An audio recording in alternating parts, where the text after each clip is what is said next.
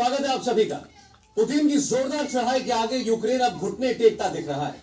Media के हवाले से खबर आ रही है कि यूक्रेन के राष्ट्रपति ने पुतिन से नेगोशिएशंस की अपील की है। रूस से खबर आ रही है कि नेगोशिएशन से पहले सरेंडर शर्त है। कुल मिलाकर कहानी यह है कि बुरे वक्त में यूक्रेन अकेला पड़ गया। दांव पर नेटो और यूरोपीय यूनियन की इज्जत है। अमेरिकी राष्ट्रपति जो बाइडेन अपने बयानों में ही फंस गए हैं। संकट संभालने के लिए उनकी बड़ी उम्मीद प्रधानमंत्री मोदी है। इंटरनेशनल पॉलिटिक्स में इस वक्त क्या कुछ चल रहा है, देखिए खास रिपोर्ट।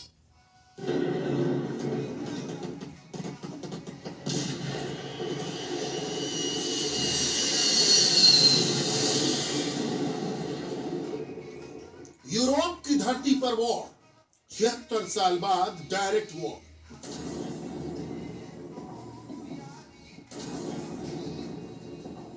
क्या होने वाली है तीसरी वर्ल्ड वॉर?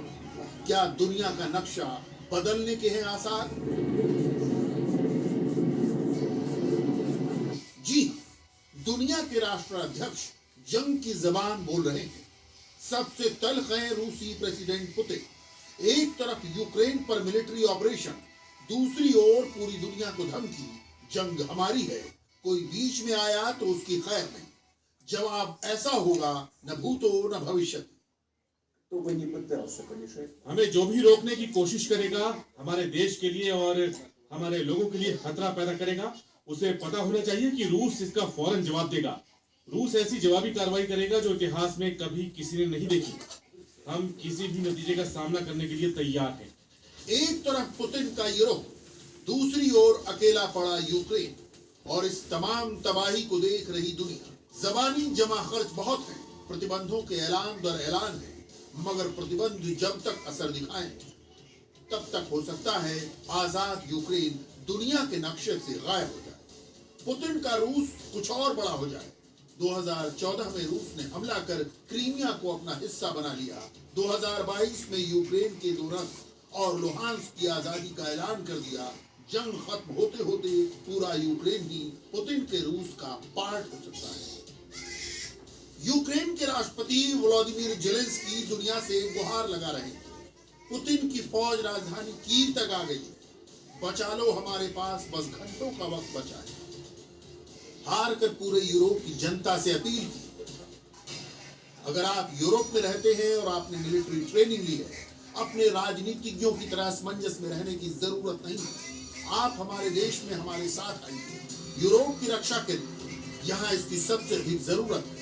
मैं रूस के राष्ट्रपति को भी संदेश भेजता हूँ, युद्ध पूरे देश में जारी है। आइए अब लोगों को मरने से रोकने के लिए समझौते की बात करें। जेलेंस्की का ये बयान यूक्रेन के मीडिया के हवाले से सामने आया। इससे पहले भी जेलेंस्की कह चुके हैं कि दुनिया ने इस संकट की घड़ी में हमें अकेला छोड़ दिया। सवाल यह है कि यूक्रेन को उम्मीद किससे थी, तनाव किससे था, और क्यों इस जंग के पूरी दुनिया के नक्शे पर फैल जाने का खदशा पैदा हो गया है। आखिर कौन कौन से वो सरमाएदार हैं जो इस रशियन यूक्रेनियन वॉर के अहम किरदार। ये अब ओपन सीक्रेट है कि इस जंग की जड़ है यूक्रेन की अमेरिका, नेटो और पश्चिम के देशों से बढ़ती करीब। इनमें भी कुछ खास नाम हैं जो बार बार यूक्रेन को मदद का भरोसा देते रहे। इनमें सबसे आगे अमेरिकी राष्ट्रपति जो बाइडेन, उनके बाद ब्रिटेन के प्रधानमंत्री बोरिस जॉनसन, फ्रांस के इमैनुअल मैक्रोन और जर्मनी के चांसलर ओलाफ शोल्ज। यूक्रेन पर रूसी हमले की आशंका पर इन देशों ने बढ़ चढ़कर बोला। व्लादिमीर जेलेंस्की उनके झांसे में फंसे रहे। जो बाइडेन के बयानों से तो लगता था कि अमेरिका और नाटो के देश पूरी तरह कमर कस के यूक्रेन के साथ खड़े, मगर अब वो प्रतिबंधों से आगे की बात नहीं कर रहे, जबकि यूक्रेन को मैदान में जंगी मदद की दरकार है। रूस में उन पर हमने पाबंदी लगाई है। हमने रूस के जो फॉरेन करेंसी रिजर्व्स है उस पर हमने पाबंदी लगाई है। $1 ट्रिलियन इस वक्त जो रूस से बाहर हैं वो फ्रीज हो चुके हैं, वो बिल्कुल ब्लॉक हो चुके हैं, और ये सिर्फ शुरुआत है। हम चाहते हैं कि पूरी विश्व एक आवाज़ से ये कहें कि 21वीं सदी में ये बिल्कुल बर्दाश्त नहीं किया जाएगा, और रूस ने फौरी तौर पर यूक्रेन से निकलना है। राष्ट्रपति बाइडेन का ये कहना है कि हाँ, ये बल्कि उन्होंने खुद माना है, राष्ट्रपति बाइडेन ने कल रात को ये माना है कि बेशक के ये जो प्रतिबंध है उन्होंने पुतिन को नहीं रोका इस जंग से, ये इस लड़ाई से और इस रास्ते से, वो हमें मानना पड़ता है। लेकिन उनके जो मकसद था, ये जो प्रतिबंध है, उनका मकसद ही यही नहीं था, क्योंकि हमारी इंटेलिजेंस के मुताबिक हमें पता था कि उनकी जो तैयारियां हो रही थी पिछले हफ्तों में, वो ही आप सबको आप जान सकते हैं कि उनके क्या इरादे थे उस वक्त। तो प्रतिबंध जो है उनकी मकसद ये नहीं था कि उनको रोकना था उस वक्त। लेकिन हमने उन पर एक ऐसी बोझ डालना है, रूस की इकॉनमी पर ऐसी सख्त बोझ डालना है कि पूरी पुतिन का जो कैलकुलस है उसमें तब्दील आए, कि जो वो कर रहे हैं उसका जवाब होगा सिर्फ अमेरिका से नहीं, बल्कि नेटो, ब्रसल्स और पूरी विश्व से। और राष्ट्रपति बाइडेन का यही सोच है कि हमने यूक्रेन को नहीं अकेला छोड़ना, कि यूक्रेन के आम लोगों को हमने अकेला नहीं छोड़ना। इस बात पर हमारे जितने भी करीबी एलाइज हैं, सहयोग हैं, इस बात पे हम जुड़े हुए हैं कि हमने यूक्रेन के साथ खड़ा होना है।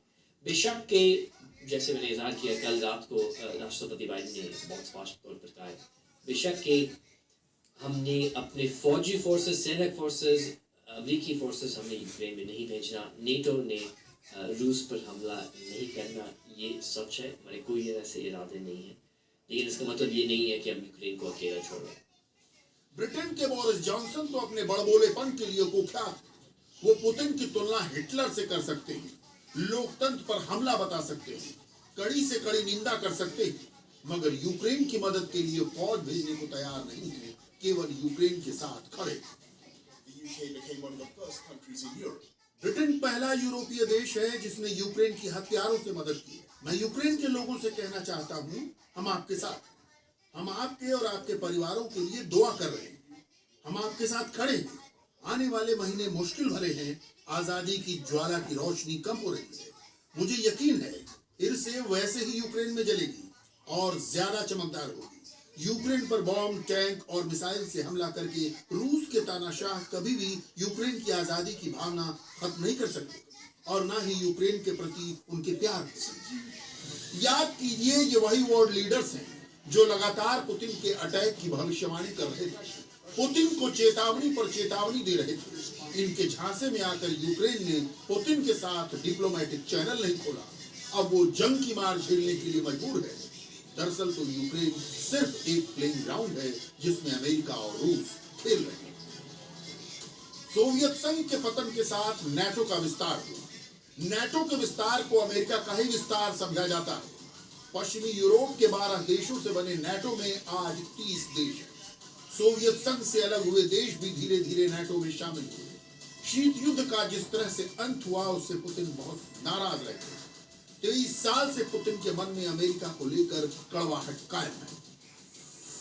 यूक्रेन के बहाने पुतिन को ये कड़वाहट निकालने का मौका मिल गया है। यूक्रेन में कूटनीतिक रूप से कमजोर जेलेंस्की है, तो अमेरिका में बयान बहादुर बाइडेन। अमेरिका और ब्रिटेन प्रतिबंधों की बात कर रहे हैं, जेलेंस्की प्रतिबंध और कड़े करने की बात कर रहे हैं, मगर नाटो के ही 2 लीडर्स इनमें उल्टी राह पर हैं। इटली के प्रधानमंत्री मारियो द्राघी और जर्मनी के चांसलर ओलाफ शोल्ज। द्राघी वैश्विक लेन देन के स्विफ्ट सिस्टम से रूस को बाहर करने के खिलाफ है, तो शुल्क रूस से जर्मनी आने वाली गैस पाइपलाइन योजना को स्थायी रूप से बंद कर दें। स्विफ्ट से रूस को बाहर करने का नुकसान पश्चिम के देशों, खासतौर पर यूरोपियन यूनियन को भी होगा, और गैस किसी और मुल्क से लेना जर्मनी को महंगा पड़ेगा। आइए अब भारत और चीन की बात भी कर लेते हैं।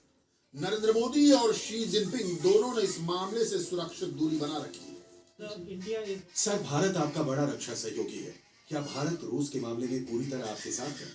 हम भारत के संपर्क में हैं, हम परामर्श कर रहे हैं, हमने इसे अभी पूरी तरह से हल नहीं किया है। अमेरिका चाहता है कि भारत इस मामले में खुलकर उसके साथ दिखे, मगर नरेंद्र मोदी ने प्योर डिप्लोमेसी का रास्ता चुना है। प्रधानमंत्री मोदी ने निजी तौर पर पुतिन से बात की। मोदी ने युद्ध की बजाय कूटनीति का रास्ता अख्तियार करने की अपील की। यूक्रेन में फंसे भारतीय छात्रों की सुरक्षा को लेकर बात की। अमेरिका से हाल में भारत की नजदीकी बढ़ी है, मगर रूस के साथ रिश्ते ऐतिहासिक है। रूस से भारत मिसाइल डिफेंस सिस्टम ले रहा है, अपुलावन पनडुब्बी ले रहा है। जहां तक यूक्रेन का सवाल है, उसके साथ अतीत में भी भारत के कूटनीतिक रिश्ते बहुत अच्छे नहीं रहे। परमाणु प्रतिबंधों और कश्मीर पर यूक्रेन ने भारत का साथ नहीं दिया, लिहाजा भारत का तटस्थ और गुटनिरपेक्ष रुख ही उसके लिए कारगर है। जहां तक चीन का सवाल है तो उसके रिश्ते अमेरिका के साथ बहुत अच्छे नहीं, बल्कि कहा जाए तो तनावपूर्ण ही।